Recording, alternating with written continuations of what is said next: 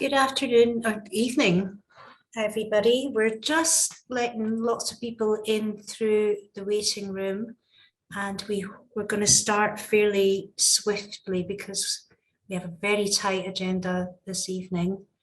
So if you bear with us for a second or two until we can confirm that most people are in the meeting. Hopefully everyone has joined the right Zoom to the right meeting. This is the Politics for the Many rally and expert Q&A, and our subject tonight is scrapping the system that keeps the Tories in. Such a topical subject. So there's a few more people still to come in through the waiting room, and maybe we'll just start so that we can make sure we get all our speakers in.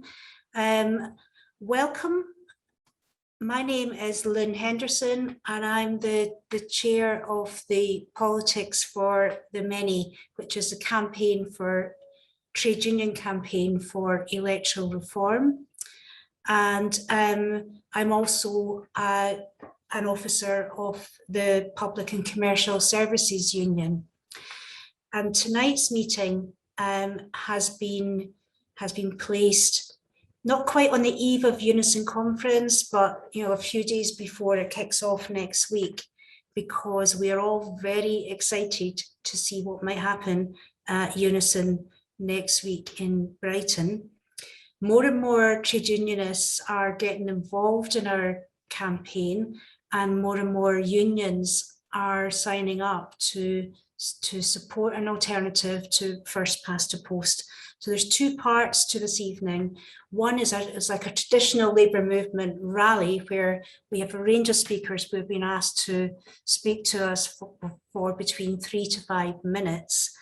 And then at the end, we will have an expert Q&A session with Jessica Garland from the Electoral Reform Society, and Jessica is going to try and handle all of the questions that you may wish to bring to her. And she's happy to discuss, some of the issues that we face as trade unionists and labour movement activists with people who are opposed to electoral reform or put up various arguments and barriers. So that's the purpose of this evening. So as I said, we are really excited, and if we manage to make a breakthrough at Unison next week in support of PR, that brings the issue very, very much closer to being won as Labour policy. So our job as activists in support of PR will be a whole lot easier if we have the backing of Unison. And that therefore would lead us to a bigger potential of getting rid of Johnson and the Tories, because the system that we currently have does prop them up. So that's enough from me at the moment. I'm going to now formally open the rally and check, first of all, to see if Lloyd Russell-Moyle MP is here, the MP for Brighton Kemp Town. Can I just check? Hello, yes, I'm here. The floor is yours. Hello, my name's Lloyd Russell-Moyle. Let me just turn my camera on for you. That would be nicer.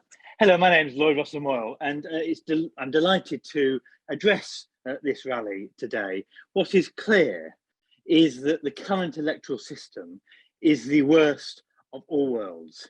It's the worst because it allows the Conservatives to stay in large numbers of places, but it's also the worst because it is morally undemocratic. So many votes are just wasted in the current system.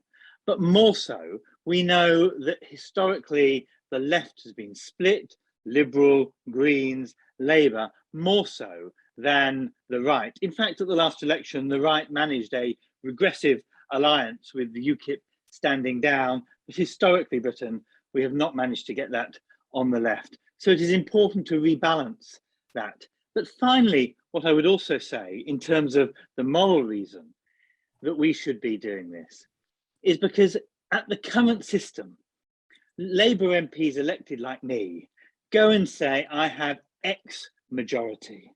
The reality is those votes aren't solid, all Labour votes. Many of those votes have been lent to me from Green voters, from Liberal voters, even from Conservative voters. And the fact is that the current electoral system allows me no knowledge of what those numbers are.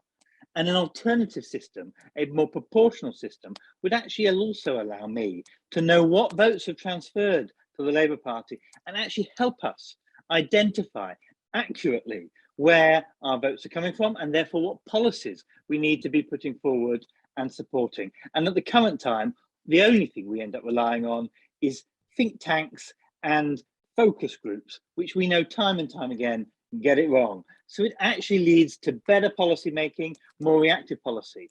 And for those who say, what system would we operate by? Of course, there are many out there. But Labour, in every election that Labour introduced in the last 30 years, introduced some form of proportionality into it or some form of alternative vote into it. It was the 97 Labour government that introduced the Jenkins Commission to look at this, and the Jenkins Commission came forward with decent proposals. Now, it might well be that we need to tweak those proposals, make sure they're updated, but let's not pretend that it is not a Labour heritage under Blair and a Labour under heritage even before that has brought in proportional systems of voting. This is not something new that we're pushing in the Labour Party. This is what the Labour Party has been doing. And now it's time to say loudly and clearly up front that we support it. And that's hopefully what we will be doing at Unison and hopefully then at Labour Party conference. And I hope comrades win the debates this week. Thank you very much, Lloyd, and well within the 3 minutes. That's excellent. Thank you so much for your really kind of upbeat contribution. I've put in the chat, but I'll say here that people need to know that this meeting is being recorded and we're also live streaming on Facebook, as you'll see at the top of the screen. So that if anyone doesn't want their camera on, then you may put it off now. So our next speaker is a Unison activist, and it's Aileen McLoughlin, and Aileen is a rep from Unison Southwest on the National Labour Link. So over to you, Aileen. Okay, thank you. I'm very pleased to be here. I'm speaking from Bristol. I have roles in the Unison Labour Link at branch level and, as she said, at Southwest Rep on the National Labour Link Committee. Labour Link does what it says on the can. It's the link between Unison and the Labour Party, and its role is to lobby for Unison policy within the party. So I'm very hopeful that this will include lobbying for electoral reform if we can win support for PR at next week's conference. So the key urgent task in Unison is to get motion 102 on PR prioritised onto the order of business at the conference NDC next week. This is crucial. Unison is in danger of getting left behind in the most important task ahead of us to win back democracy. So many unions already have woken up to the urgent need for change. Smaller unions like the TSSA and the Musicians Union, both affiliated to Labour, and PCS, NAPO and the Bakers Union, not affiliated, are already supporters of PR. In the last year, ASLEF passed policy supporting PR, and Unite and the CWU have both agreed positions opposing our current first-past-the-post system. The tide is turning, and Unison really needs to turn with it. If support for PR is passed next week, then Labour Link within Unison will have a key role to play in pushing for action on electoral reform within the Labour Party, with that policy behind us, and pushing for a manifesto commitment for the next election that leaves no wriggle room. We need to be in a position to join Labour members in supporting PR at the Labour conference in September. But whatever the outcome next week, we also need to rally support for the proportional representation motion going to Labour Link Forum on 8th of July, which is not all of Unison, but just the people paid up to the Labour Link political fund. That forum cannot seek to change Unison policy, So unfortunately, the Labour Link motion that my branch and several other South West branches submitted was ruled out of order on those grounds. Lessons learned on wording motions in the future. But thanks to the South East region, PR motion did survive and will be discussed at the Labour Link Forum, whatever happens at the National Delegate Conference on the 8th of July. And that calls for debates at all levels of Labour Link inside Unison on the implementation of alternative PR systems, calls for Labour MPs, councillors and other Labour representatives to give positive consideration to how PR could be implemented, and calls for the Labour Party to consult widely with members and associated bodies on PR voting system options at national and or local level, including a PR elected body to replace the current House of Lords. So that will give, even if we lose next week, that will give us lots of things that we can use to push within Labour Link. Professor Rob Ford is quoted as saying that the electoral geography is bad and getting worse for Labour. Sir John Curtis has said that for any given performance, the electoral system is inclined to reward Conservatives more richly than Labour. The Greens are woefully underrepresented in Parliament. There are so many tragedy constituencies where the progressive vote outweighs support for Tories, yet here we are, still under minority rule and suffering. The benefits of PR for trade unions and workers are clear. Shared values with PR supporters, democracy, solidarity, equality, justice. An end to the UK government's tug of war with workers and union rights. All EU countries with embedded trade union rights, high union density and collective bargaining coverage, all are democracies under PR. If we're serious about repealing the regressive trade union legislation for good and the restrictions on picketing and the right to protest, we need a different and more representative process for electing our parliament. There are known links between PR and lower inequality, known links to better environmental protections and action on climate change. Under a more representative government, we would have a chance to operate under a more progressive parliament who are more likely to respect workers' rights. Trade unions tend to have more influence under progressive systems. So trade unions have a vested interest in establishing a robust democracy where all voices are heard and all votes count. What is Unison waiting for?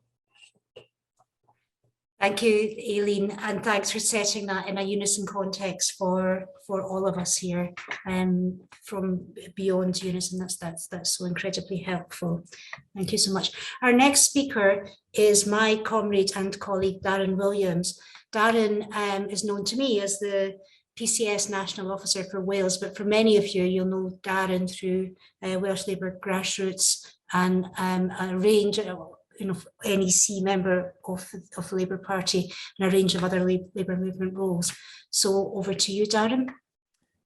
Thanks, Lynn. I'm very pleased to be speaking at this meeting tonight as a long-standing supporter of proportional representation myself. I'm particularly pleased to be speaking on behalf of our union, Lynn PCS, which has already been acknowledged this evening was one of the earliest trade union supporters of PR, which I'm very pleased about. I'm sure most people here know that PCS is the largest union in the civil service and related areas in the public sector. And partly for that reason, for our kind of historical and cultural background, we've never been affiliated as a union to the Labour Party or any other political party. But that doesn't mean that we haven't taken a strong stance on political issues. And in that sense, our support for PR is very much of a piece with our general approach, because we've always recognised that if we are to support our members' interests as effectively as possible, that means stepping beyond the purely kind of workplace and industrial issues and embracing political means to advance the interests of our members and in fact the interests of ordinary people across the country and indeed internationally. And so we've always been willing to take a stance on questions of political change and political campaigning. So we affiliate, sorry, we took the position to support PR back in 2008. And I think if we look back at what was happening then, the reasons for that become more apparent, because unfortunately, despite many progressive achievements, particularly during the early years of the last Labour government, we did see a push towards job cuts in the civil service and other areas in the public sector.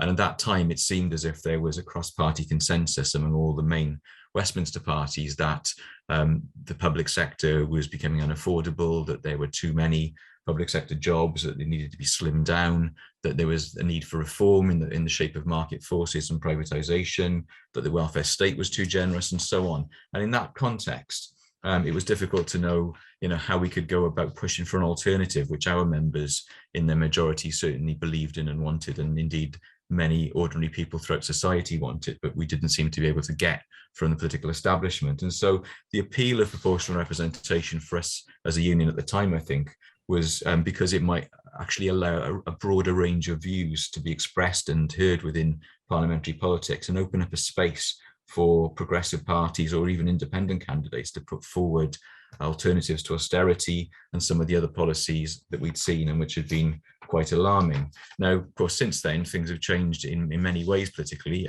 within the Labour Party. After Jeremy Corbyn became leader in 2015, certainly we in PCS had a much better relationship with the party, and we saw Labour embrace the kind of policies in relation to abolishing the trade union laws, pushing for consistent and fair national pay, collective bargaining arrangements, and so on, which we'd wanted to see for some time. And I won't comment on some of the changes that have happened within the party since then, but I mean, certainly, that was a step in the right direction for us. On the other hand, of course, since 2010, we've seen a considerable worsening of governmental attitudes towards the public sector, the welfare state, and so on. We've seen Tory governments attack trade union rights, attack civil liberties. Of course, we saw the Trade Union Act of 2016, which sought to undermine our capacity to organise.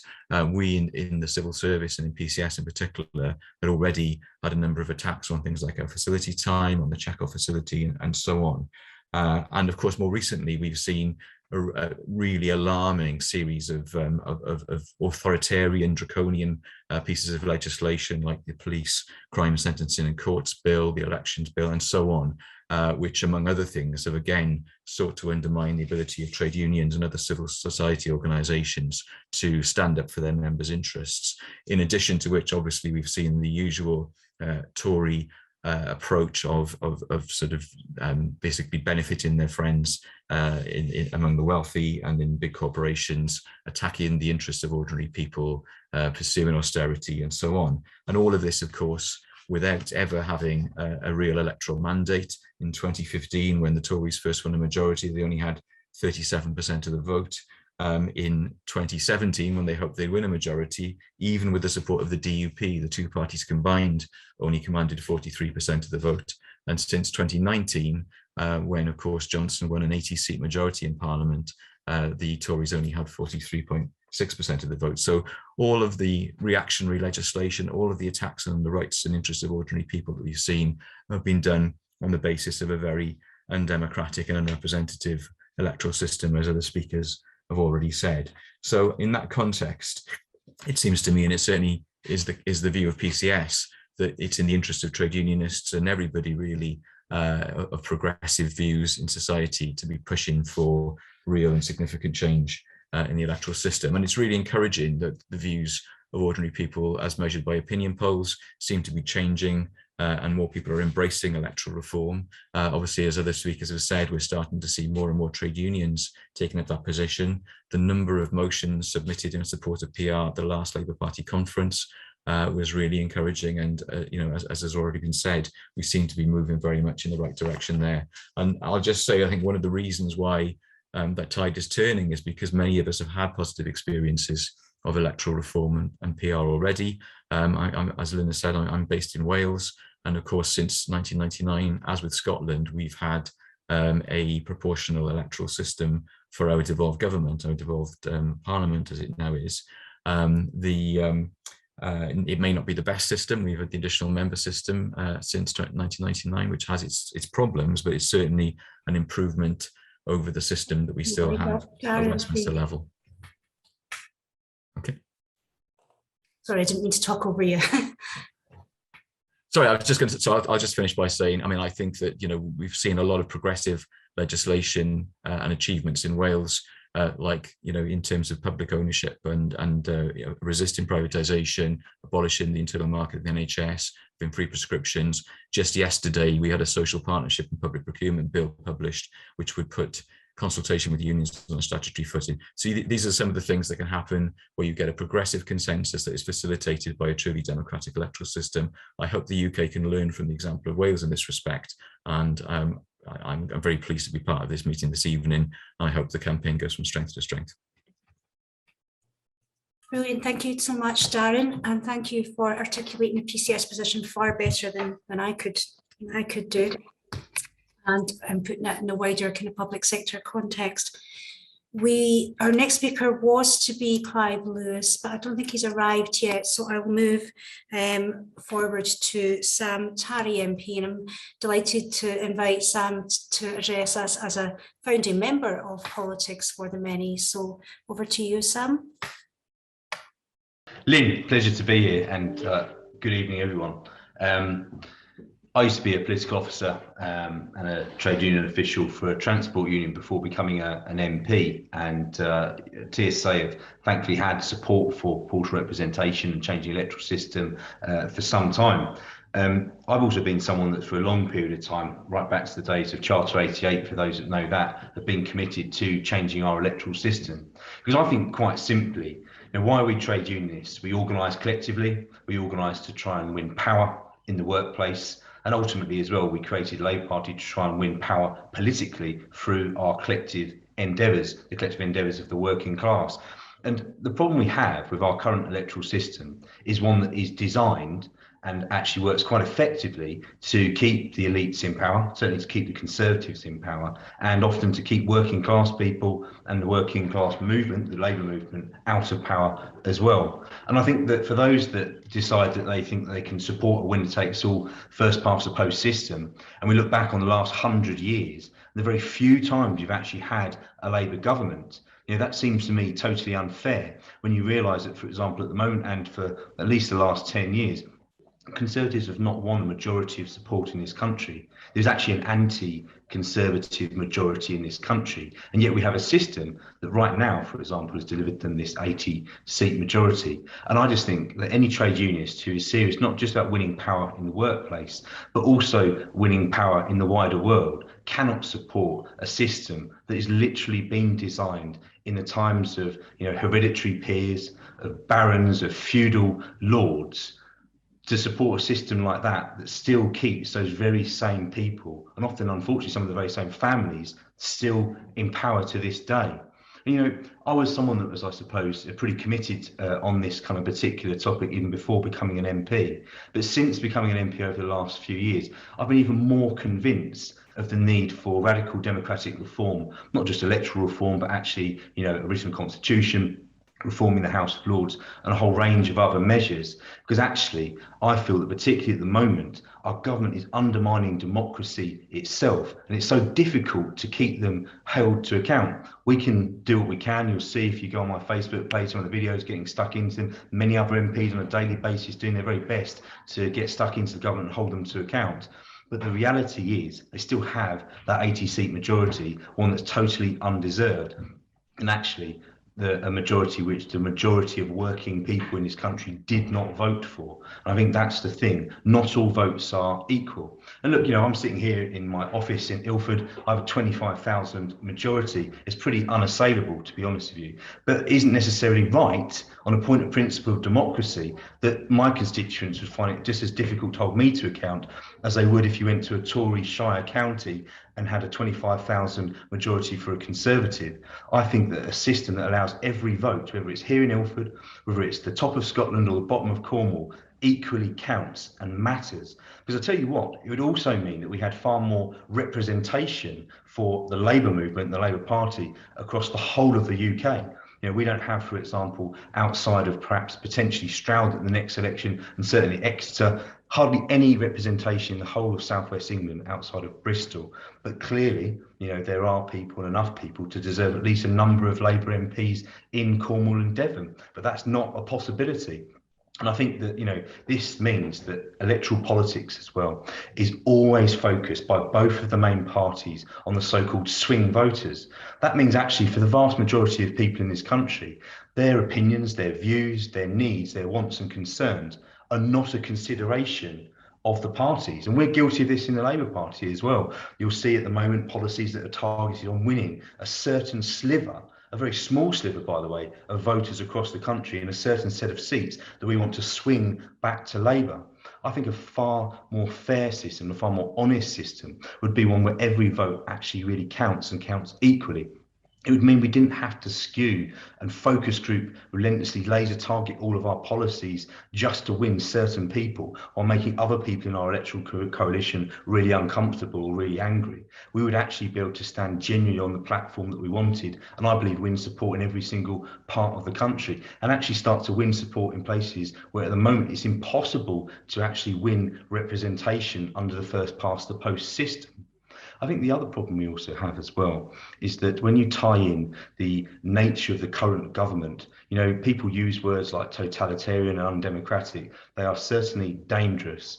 The clampdown on the right to protest, the attacks on the trade union movement in terms of tying us up in tons and tons of additional legislation, not just around political fund expenditure, but also around rights in the workplace. The move to have voter ID brought in to actually, particularly constituencies like mine, when people are dual nationals or may not have a British passport, to actually suppress votes. These are fundamentally the sort of reflexes of an anti-democratic government that's doing so much to undermine democracy itself, not just in the way they behave, but actually in the measures they're putting in place. And I believe very strongly that if we had a system in which every vote counted, we'd not only be able to hold all politicians of every party to account, it would be much easier to hold the government to account, and they would not be able to put in place such extreme measures. It would be far easier for the Labour movement to mount a campaign to stop those kinds of things happen, because they don't have the popular support to do them. They rely on a false majority that's delivered through the first past the post system. So really, just to finish, to say, if you're serious about changing the world, not just in your workplace, if you're serious about changing this country, if you're serious about actually electing a socialist government that will not just have one term or two terms, that could actually last, and maybe that will mean we have to have conversations about working with other progressive parties. That is definitely something we're going to have to consider. But it means that we keep the Tories out of power. Then you have to support the move to a more proportional electoral system. And finally, put in the bin for good a system that keeps the rich, keeps the elites, keeps the powerful in power. Make that change happen, and I hope you can make that change happen at Unison conference over the next few days. Thank you very much, Sam, and thanks for your passionate delivery as well. It's kind of got everyone going. Next on our list then is Caroline Osborne, and Caroline's here on behalf of Labour for a New Democracy, and Caroline's been working very, very closely with Politics for the Many on this campaign and a number of others, and I want to welcome you to the stage, Caroline. Thanks so much, Lynn. Following Sam, Tarry, you can't argue back with anything that Sam said. Actually, it makes a great deal of sense, as does everything that we've heard from all of our speakers. It can be quite hard when you're talking about UK politics at the moment to not feel really downtrodden by everything that's going on. So I'm hopefully going to give you a little glimmer of hope, when talking about the campaign so far. As Lynn said, we've been working really closely with Politics for the Many. They're one of the coalition partners within the Labour for a New Democracy coalition. There's lots of familiar faces on this call actually this evening. And when we went to Labour Party conference last year, we had a huge amount of support from CLPs. We had, 80% of the Labour Party membership voted in favour of a motion for PR. That was in line with the polling that had been done, showed very similar numbers, slightly higher on the polling than it was at conference. But again, it was around about that 80%. As Aileen mentioned and a few others mentioned, we've got unions that are already in favour of electoral reform or have policy against first past the post, and that's ASLEF, CWU, the Fire Brigades Union, the Musicians Union, TSSA and Unite. And we'd really love Unison to join this list, and everyone within the Labour for a New Democracy campaign and every group working within that are pulling out all the stops to do whatever we can to support with that. for any Unison delegates on the call or any Unison members on the call, this is the kind of messaging we need to get across to the delegates at conference to get behind motion 102. That's really important because there are several motions going to Unison conference. And I've already seen a comment on the chat that somebody was saying that it's quite far down the priorities list. But what will happen on the Wednesday at Unison conference is there will be a reprioritisation process where the delegates from every region will get to vote on which motions that they want to see from, you know, sort of longer, further down the list. And we're asking everyone to get behind motion 102. If you come and see us on the, we'll be on a stall there from the Sunday, but come and see us on the stall. We've got plenty of material that, you know, you could give out. If you're a delegate, you could give out at your regional meetings, which are on the Monday evening. And we would really ask all delegates in favour of PR to go to those meetings, raise the point, hand out leaflets if you can, have conversations if you can, and ask your region to back that motion 102. We've also got delegates briefings, which we've got a WhatsApp group. All of this information will be available, and you can, you know, join that WhatsApp group, and we can send out delegates briefing, we can keep in touch with you, we can give you all the information. But essentially, when we go out and speak to union branches, or when we go out and speak to CLPs as a campaign, what we're hearing is the majority of members really are seeing the arguments for proportional representation, and that's for all the reasons that all our speakers have mentioned already. And we'd really love to get this on the conference floor at Unison, because we really feel we've got a strong chance. The NEC haven't made a recommendation to vote for or against the motion. They're allowing a free vote. So there is a really good chance, if we can get that motion prioritised, that we'll have another union and a significant large union behind this. You know, and that's where we want to be. So I will end there. Thank you so much. Thank you, Caroline, and Caroline and Nancy will both be at Unison conference, ready to work and help with delegates that are there, and anything you need, go to the stall. But we'd also like you to go along and to have your photograph taken, sign up, take the materials, etc., etc. And I'll repeat some of that at the end again. So our next speaker is Councillor James Beckles, and James is a councillor for the London Borough of Newham, and James is also a Unison member. Thank you. So over to you, James. Thank you very much. And I want to say thank you to everyone tonight for turning up. I am a Unison member, and I sit on Unison's Greater London Labour Link committee. And I must say that it's quite reassuring to know that the union is a committed trade union to worker rights and to the ongoing struggle of trying to get this government out.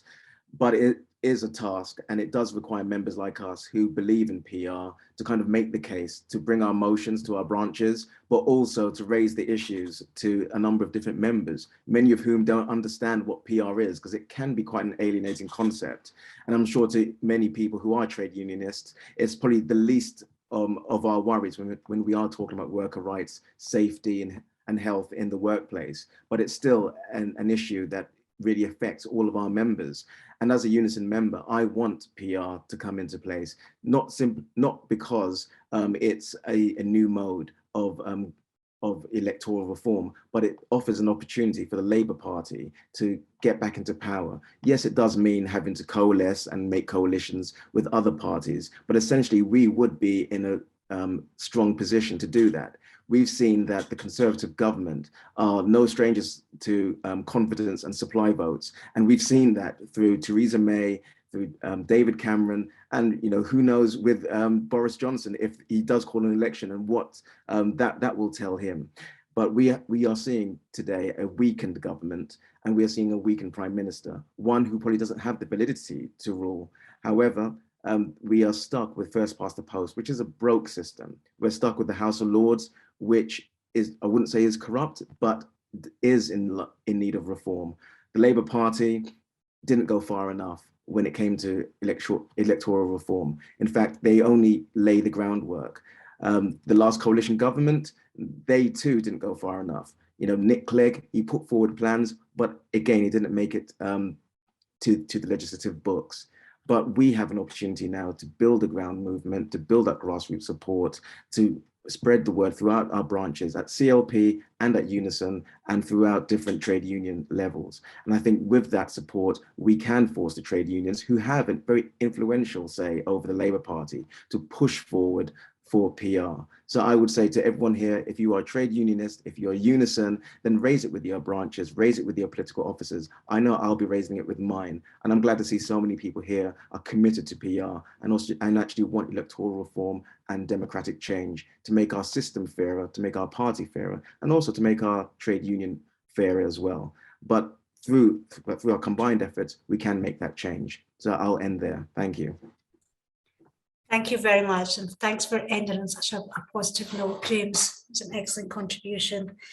Our next speaker, I think, has just stepped off a train and literally into our meeting. I want to welcome Julie Ward. Julie is the Vice Chair of the Labour Campaign for Electoral Reform and also a former Labour MP. So thank you for making it, Julie. Sorry, I'm at Birmingham New Street Station and I've just got off one train and need to get on another one, but I really want to be here because this is such an important issue for us. I've been reflecting on the state that we're in, and we have allowed our electoral system is unfit for the 21st century. And it has allowed us to have a government that is led by a racist, homophobic, misogynistic, liar, and it's the most extreme government of my lifetime, and we have to get rid of it. We really do, because we owe it to the poorest and most vulnerable people in society to stand up for them, and that's frankly just not going to happen while the Conservatives hang on to power. And so I've been doing a little bit of research actually and discovered that first past the post systems are much more likely to result in extreme governments. It's actually thought that the 1948 election in South Africa, which was a first past the post election, kind of opened up the way for the apartheid system. Some people feel that if we had a PR system, we wouldn't have gone to war in Iraq. And I think peace is important. It's even more important right now. And being able to have a quality democracy is what we should all be fighting for. I've very much felt that the word democracy has become cheapened. It's been a word that's been bandied about and used, to excuse all kinds of very undemocratic things that have been happening. So I really, really want to see PR, because I think it will expose the people who are extreme, who are hiding in the Conservative Party. It would expose those people completely. I, as a former MEP, I was elected on a PR system, and actually PR is also more equal in terms of gender, in terms of enabling people from diverse backgrounds to get elected. What we want is a democracy where we can see ourselves, we can see the diversity within our society in front of us, in the governments and in the councils that we elect and that run our administrations. So I think from my perspective, it's about, it's part of the kind of anti-racist, anti-fascist kind of democratic campaign that I think we should all be behind to vote for PR and to have PR as our default system in all our elections. Thank you. Well, thank you, Julie, and thank you for delivering that from Birmingham New Street, one of the busiest train stations. I was there yesterday, actually. I can vouch for how busy that can be. So well done, and thanks for a really positive contribution there. Our next, and I think might be final kind of formal contribution this evening, is from Rachael Maskell MP, the MP for York Central. And I know Rachael as well. I knew Rachael as a Unite official. I think you worked in the health sector, Rachael. So welcome to the rally. Thank you, Lynn, and it's great being with you this evening and all of your members, and thank you for inviting me. So many powerful arguments have already been made this evening, but I want to lift your sights as a union and to say that this is an opportunity to show leadership. And of course, that's why we're all involved in politics, the politics of the union or the politics of our country, because we want to lead. We've got a vision for a better world out there, a world that we want to create where workers do have a fair day at work. But we know that what we need is strong unions and a strong Labour government to achieve that progressive agenda. And therefore, without the mandate coming from the people, and let's face it, with a first past the post system, the mandate only comes from a small proportion of the people. And what we've seen is that curve of less and less people engaging in that political system. So I want a new energy injected into our electoral processes in our country where people feel involved, part of, and are able to give voice and have a fair voice.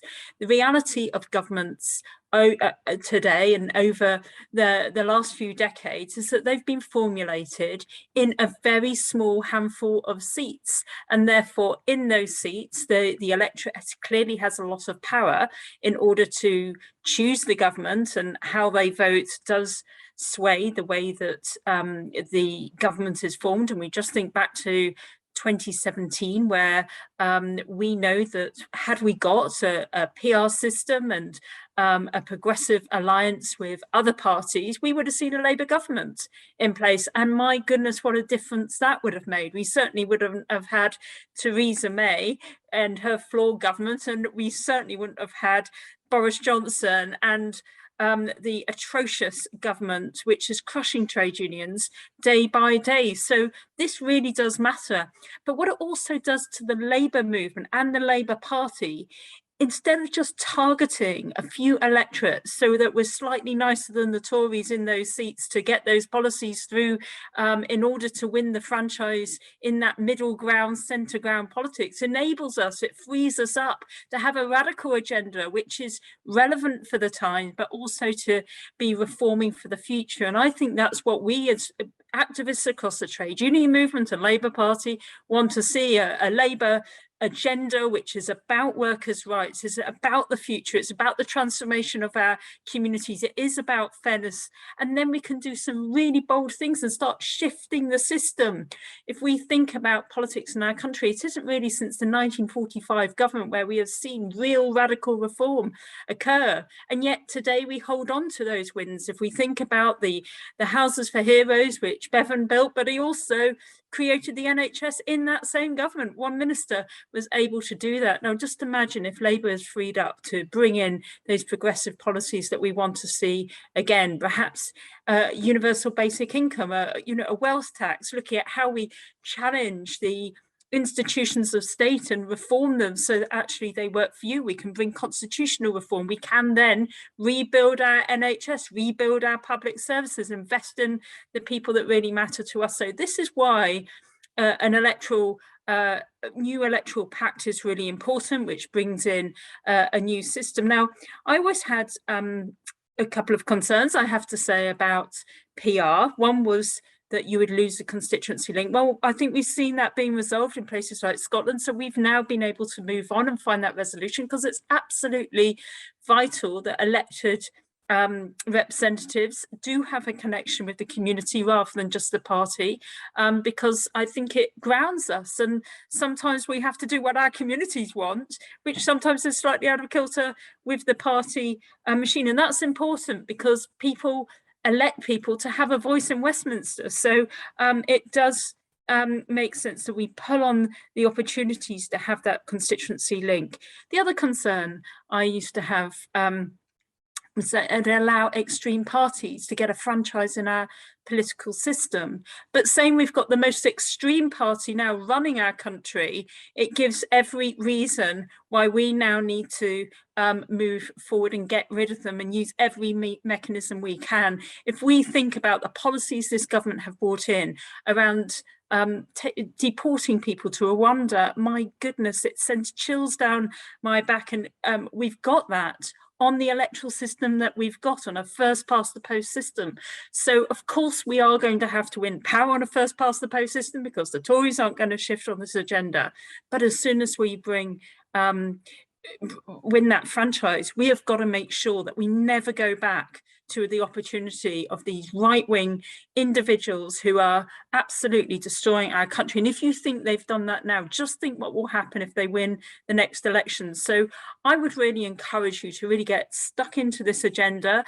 Make sure you do vote for that motion 102 to go right to the top of your list at your conference, and really engage in that debate. Lift people's sides, that this isn't some dry, boring issue about, you know, some technical system. This is about our future and opportunity. And I'm sure that as trade unionists, you can raise the sights of your members across the country about their opportunity, because the biggest sadness of our electoral system as it is that people just aren't engaging in politics in the way that we would want them to. Now, if we've got that radical agenda, then people will start engaging. They will debate those issues again. They will come out with their own ideas. And I want to see more participation in politics. I want to see more deliberative democracy, where people really do have a voice and a franchise. These are things we can do once we get into power.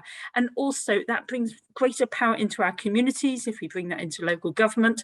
And of course, we've heard the House of Lords mentioned. My goodness, what are we doing with Lords? It's 2022, for goodness sake.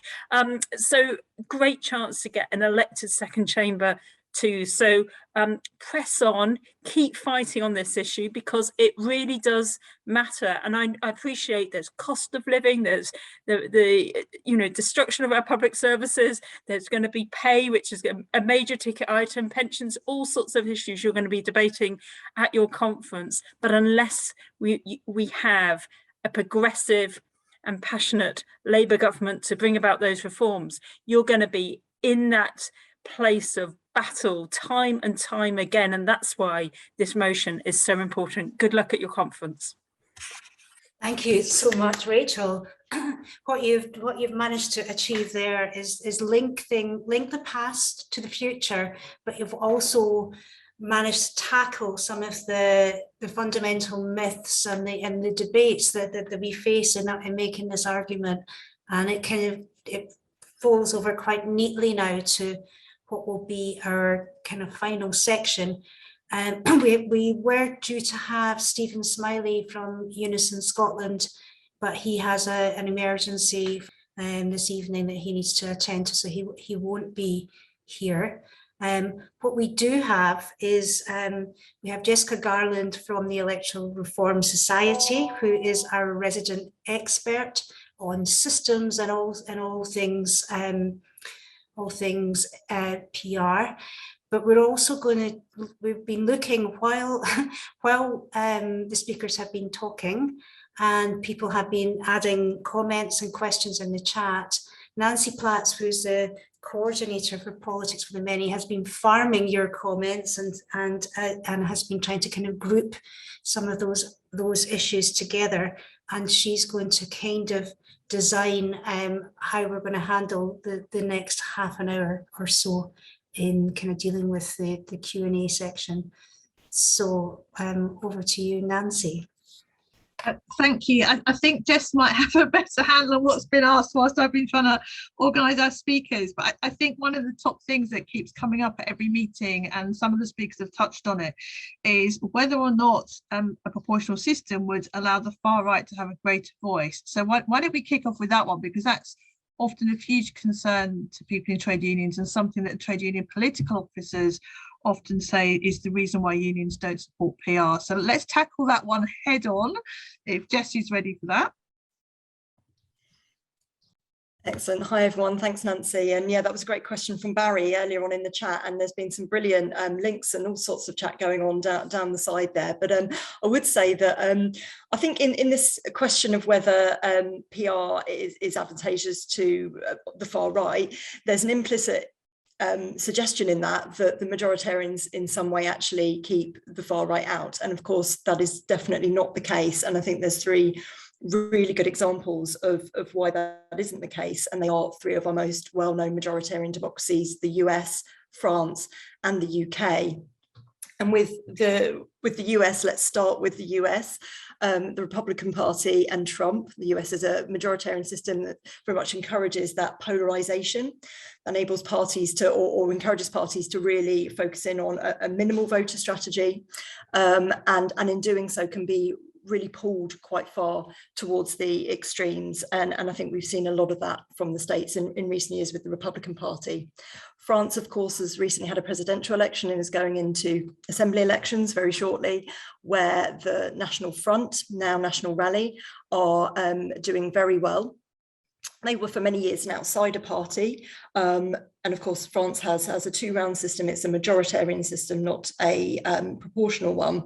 And they've gained legitimacy because they weren't getting the seats in Parliament that the vote suggested. And that's allowed them to have a platform. Very much a case of parties gaining legitimacy on the outside.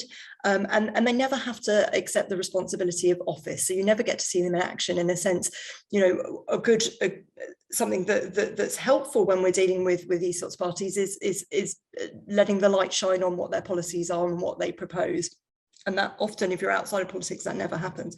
So they've gained a lot of legitimacy, and you would have seen from the news that Marine Le Pen got into the second round of the presidential election as well. The final one is the UK, of course, and what's happened in the UK in recent years is we've seen the Conservative Party policy being shifted or being pulled to policies that aren't that are outside of politics, such as with UKIP and Brexit. And we can also see how, because parties are, you know, we have these two large parties that when you get a party that's either infiltrated or pulled to the extreme, it's not a case of having a few MPs or a few representatives, it's actually handing over the keys to number 10. So for me, the top reason why this question and how you can defeat this question is really just flipping on its head. You know, it is quite clear the majoritarian systems do not keep out the far right. And I think we've got some very live examples of that right now. I hope that answers your question, Barry. I haven't been able to keep an eye on the chat as it's gone down the side. So what else did we have, Nancy? I think there was a good question about coalitions and would PR lead to the sort of permanent influence of the Lib Dems as the coalition partner? And I think, again, there's good reasons to believe that that wouldn't be the case. It's hard to say how party systems would shift when you change the electoral system. It happens in different ways in different countries. It doesn't always lead to a huge fragmentation of the number of parties that are competing. If we look at, for instance, New Zealand, great example of a majoritarian system that's moved to PR. That was essentially a two-party system. It's still broadly two large parties with Labour and the Nationals. But there's a range of other smaller parties that can come into play to make up those coalitions. And often, I mean, for a start, we have had coalitions under majoritarian system. In the UK, it tends to be one party, such as the Conservatives and the DUP. There was nowhere else for the Conservatives to go to get those extra seats in the last election. But when you've got more parties in play in a PR system, the larger party has a bit of a choice. So if the demands of one party are too high, they can look to other potential coalition partners. There might be more than one coalition partner. So it doesn't necessarily mean it's always one third party that's holding the cards. It can often be either a mixture or actually a choice. And a lot of that decision making is a lot more transparent under PR systems as well. Any other questions, Nancy, that we think we want to address? I know there's a lot of chat about AV and the AV referendum going on, and let's cover that and why AV isn't PR. I think everyone needs to be armed with that bit of information because that comes up a lot. Yeah, absolutely. It's not a PR system. I mean, I'm not going to bore people with all the details, but yeah, it wasn't a PR system, and also the way that referendum happened was very different from how it's happened in other countries. In New Zealand, for instance, when they changed, they had a sort of two-stage thing where it was like, do you want to change? What system do you want? Lots of people, I think, very sensibly advocating for a citizens' assembly. These are complex, dare I say sometimes boring kind of issues that people need a bit of time to think about and don't necessarily want to engage in that level. So Citizen Assembly kind of delegates that authority to fellow citizens to kind of do the hard graft in terms of deciding what's the best system. So there's certainly much better ways of going about actually getting that change and enacting it than we've seen in the past. But yeah, not a PR system, and really not a very good choice, and in some of the modelling possibly less less proportional than the terrible system we have at the moment. So not ideal. Does anyone want to ask any other questions? If you put them in the chat, then we can pick them up. Goodness, do we want to say anything else about the Lords and what an alternative second chamber might look like, Jess? Sure. I mean, there's lots of different models for the Lords, and it won't come as any surprise to people that the version that we have is not replicated anywhere else in the world. And often you find that the second chamber is used to give better regional representation. It can be a place where, you might have the nations represented, or regions, or both.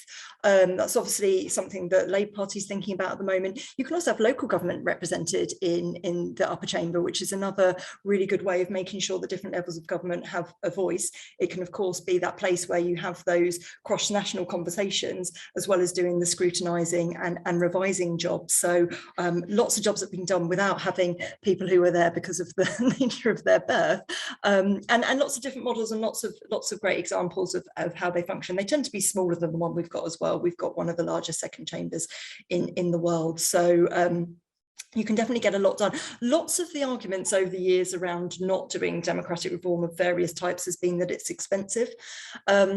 Actually, reducing the size of our House of Lords doesn't necessarily have to be that expensive. There's ways that we can do the same job in a much better fashion, and also deal with some of those, cross-national relationships have been pretty bad under this administration. So something needs to happen to get that back on track. How do we respond most effectively? So I'm just reading Anne's question here. The argument that PR leads to weak governments which can't get things done. I mean, great question. Yeah, someone said that New Zealand disproves that argument. It's probably worth pointing out that the UK is only one of 2 democracies in Europe that has first past the post, and most other democracies get on really fine with coalition governments and with PR. There's many ways of coming at this, but essentially I think it's about the style of decision making, and many of the speakers said earlier that actually having a system where on a minority of the vote, one party can get an 80-seat majority and do whatever they want is efficient, but perhaps not in the way that in a democracy you'd want it to be efficient. So I think it's about changing that culture of decision making. What you find is in coalition governments, when there's been different partners having a say in legislation, it tends to stay for the longer term. So we don't get this seesaw effect where one party comes in and strips away everything. And actually, when it comes to trade union legislation, that's where we see that kind of seesaw in policy strongest. I mean, there's been 14 trade union acts over the last couple of decades, and they've all come in very swiftly after a new Conservative government. I mean, within 7 months, and stripped away those rights without any agreement from other parties. So that's what you can do in this system, and sometimes that might seem attractive, but actually in terms of having solid long-term policy, I think it's very, very damaging. There's so many questions coming down the side here, I can't keep up with them, Nancy. That's all right. I was going to put one to Sam actually that keeps coming up, and perhaps get a more, rather than put you on the spot, put him on the spot with a more political perspective. Sam, there's been a lot of comments and questions about how Labour would feel going into coalition with other parties, and how that kind of pact would work, and whether that should be done before an election and whether that should happen post-election when everyone knows how many seats they've got. So I just wonder, perhaps you're in the Parliamentary Labour Party, if you could give us a sense of what the reaction might be, where you think that thinking is. And it seems it's of a lot of interest, a lot of people, about how we can work in cooperation to get things done, and whether that would actually undermine Labour Party policy, and in reality, given the numbers, where do you think we might go next? Sure. I mean, look, I'm speaking in individual capacity here, not on behalf of the party leadership. To be fair, we've been fairly ambiguous actually on the issue of proportional representation and so forth. And to some extent, I understand why. I think both in terms of working out actually the positions and working out sort of political strategy as well. But, you know, you'll notice there are not loads of Labour MPs piling down to Tiverton and Honiton anytime soon in that by-election. And you'll probably also notice there are not a massive amount of Lib Dems heading up to Wakefield, as I think that there are already some, you know, almost unofficial sort of agreements that are in place in terms of, you know, how we work to actually oust the Tories in as many places as possible. And I think it's worth reflecting that in the run-up to the 1997 election, there was a campaign called the Get Rid of Them campaign, which was actually a sort of really pure tactical voting campaign. I think those things have got to be part of the mix. There are a mixture of views in the Parliamentary Labour Party, as you might imagine, about coalitions, about working with the Liberal Democrats, and it doesn't, by the way, split on a particularly left-right kind of balance. You know, I'm clearly an MP that's more on the left Labour Party. Ben Bradshaw, who I think is going to retire in the next election, probably on a different wing of the Labour Party. We're both equally committed to proportional representation, and perhaps for slightly different reasons, but we can both easily make those arguments. And so I think that there'll be some that feel that this is a kind of almost a necessary evil. At the end of the day, you know, there are clearly some more progressive forces within the Liberal Democrats and other parties, whether it be Greens and so forth, that we can work with. I think that, you know, when parties put forward their manifestos, there should be or would be enough overlap on the basis of, you know, forming that kind of coalition. It wouldn't necessarily have to be a coalition government. It could be a confidence and supply arrangement. It could be deals around certain pieces of legislation. But crucially, and the reason it's so important that Unison delegates actually, you know, get this through Unison conference to join all of the other trade unions that are already in place, is that one of the things that would have to be there for both working with the Greens and the Liberal Democrats is a commitment to genuine constitutional and electoral reform, because that is something which we can all agree on.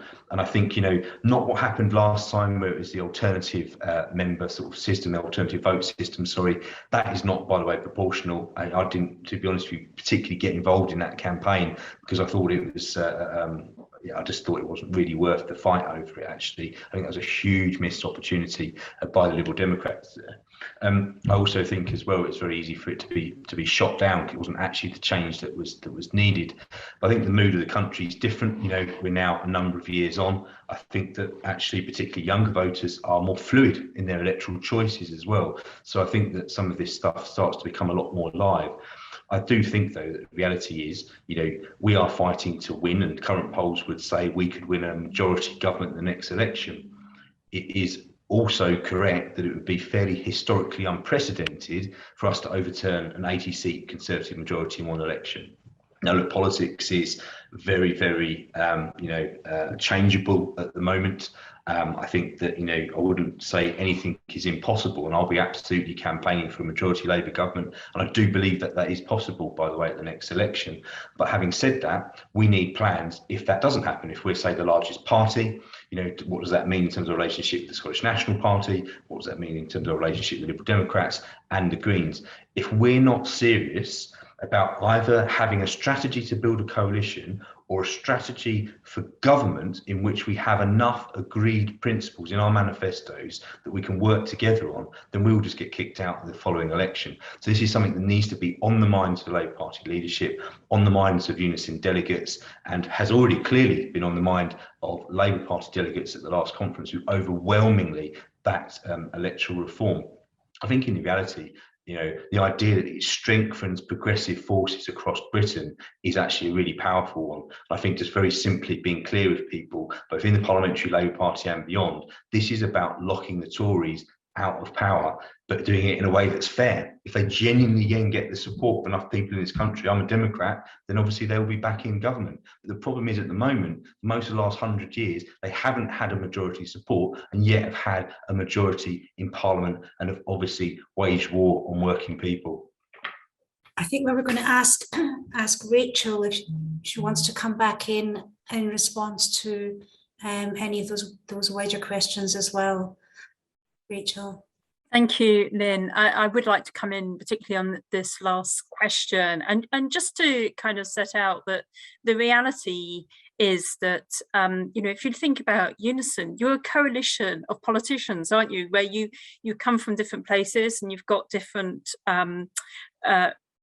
issues you're facing with in the workplace, and what do? You come together, you debate those issues, and you come to a consensus as the best way forward, and that's what you'll be doing at your conference. The same within the PLP in Parliament. There's a broad range of people in the PLP. We're a broad church. That's been our history. It's been our strength, because it's when we debate these issues and argue about them that we are able to find the progressive solutions. And I think what's happened in politics is we've kind of settled for tribalism so much now. We understand, particularly if you're in Parliament, you do understand how that does occur. But there are many issues where we vote regularly with Greens, SNP, Liberal Democrats, because we're opposed to the atrocious things that the Tories are doing to our country. And therefore, if we're voting together, well, that says there's already an agreement that we've got something in common where we can build on. Now, what I would say very much back about those people which are concerned about coalitions is actually you can build quite a stable coalition by agreeing the long-term principles. And the problem with politics is that it's all short-termism. It's all thinking about your next tweet that goes out, or the next story headline that you want to create. But the reality is, if you can build a consensus around the long-term big ticket items, and let's face it, if there was a coalition, Labour would be by far the majority partner in that, which means that the trade unions will have an incredibly big stake in that, is that, of course, that coalition means we can get the most progressive agenda possible, and then to tie that into the long term about these are the principles by which we govern our country, and these are the issues by which we improve our society. It gives us that great opportunity to then control the agenda. Instead of talking about yellow, green, red, we're actually starting to talk about people, health services, public services. And that's what people want politics to be about. That people are so tired of, what happens in Parliament. And quite frankly, it's, when you're there, it's quite embarrassing. It's like he said this and she said that. What does matter is the impact of all of that out on people in the communities. And actually, it will probably make government far more productive and being able to deliver. Because let's face it, when we get into power, which we must as soon as possible, there's going to be a heck of a lot which we're going to have to do just to sort out the mess we're going to find before we actually get on and do the important stuff of really embedding stuff for the future. So that coalition within Labour, that coalition with other friends and fellow travellers is going to be absolutely essential for establishing the future direction of politics in our country. So this is about changing the tone of politics and changing that consensus. So I think, again, really great opportunity, and we've got nothing to fear of coalitions. Thanks again, Rachel and Sam and all of our speakers. In closing, Nancy, just going to run through, for those attending Unison conference or those who may be looking at things online, what activities and what we're looking for people to do through Politics for the Many. So I'll hand back to Nancy for those final remarks. Brilliant, thank you. Well, thank you so much to everyone for coming and asking your questions to all of our speakers, particularly we organised this at very short notice. So I'm really thrilled at how many people came along and asked questions and made contributions. So we've got lots going on at Unison conference. So I'm just going to put the link in the chat bar so you can see what's happening. And obviously Unison, being one of the major unions, has got a huge vote at Labour Party conference, and it does have the potential now to really make quite a historic change to Labour Party policy. If they sign up for a pro-PR position at this conference, and then we get another vote at Labour Party conference, we do have the potential then to have the different voting system. So it's a really exciting time for the campaign and people who are interested in politics and a fairer voting system. So what we've got going on at Unison conference, and you're all welcome to join in as and when you can.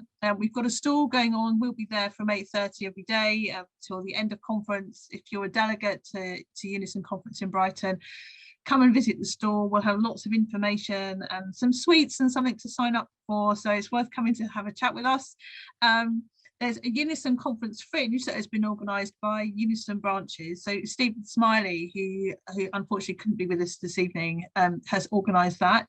And that is on Tuesday, June the 14th at 5:30 till 7 at the Old Ship Hotel.